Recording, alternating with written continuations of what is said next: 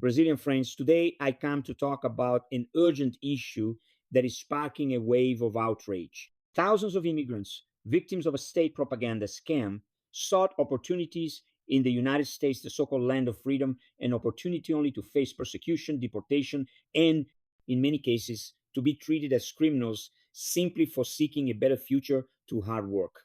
Yes, they are losing their homes, jobs, and belongings, but worst of all, they are losing their dignity. Given this grave situation, I make an urgent appeal to the Brazilian government. It is time to act decisively. We need to turn our embassies and consulates, currently inefficient and barely functioning, into real sanctuaries for these Brazilian citizens. Places of refuge where they can seek protection, legal assistance, and support while the government arranges flights to bring them back home safely.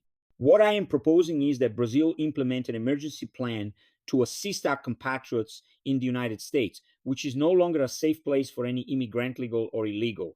This plan should include opening the doors of Brazilian embassies and consulates to immediately shelter persecuted citizens, providing temporary housing and basic support, organizing humanitarian flights to bring these Brazilians back to our country with dignity and security, ensuring that upon their return, they have access to reintegration programs, including financial aid, psychological support, and employment opportunities.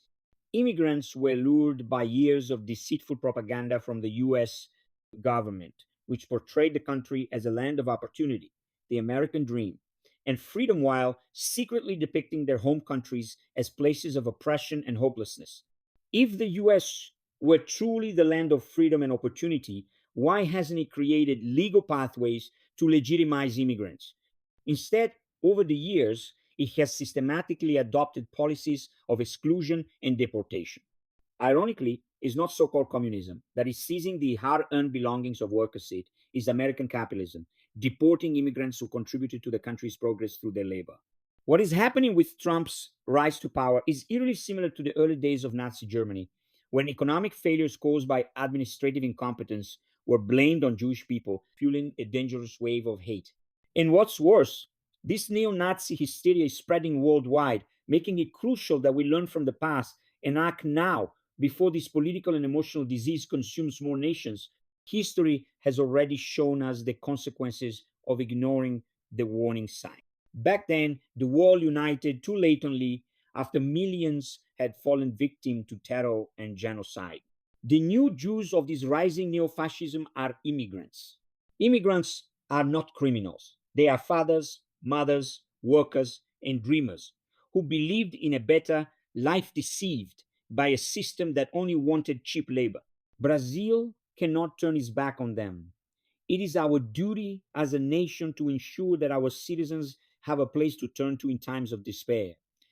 It is time to show the world that Brazil stands by its people, that we are a country of solidarity and compassion. That is why I directly appeal to the Brazilian government to implement an emergency plan. I have in my hands a draft proposal that can be tailored to meet this need, and I make it available should the Brazilian government be interested.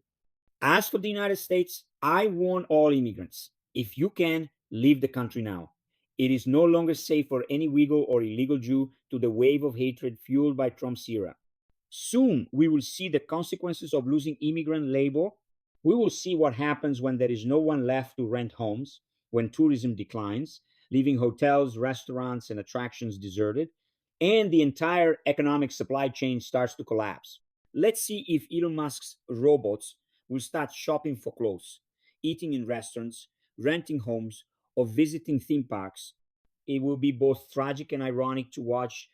But the United States is not just a land of inhuman figures like Trump, it is also the birthplace of great leaders like Abraham Lincoln, Martin Luther King, and many others who understood the true meaning of humanity. However, until the American people wake up and reject this rising tide of hatred and extremism, until they stand up for true freedom and democracy, the world must unite to protect those who were deceived. For now, let's turn our embassies into sanctuaries and bring our compatriots back, not just from the US, but from anywhere they need refuge. Together, we can rewrite this story. Thank you.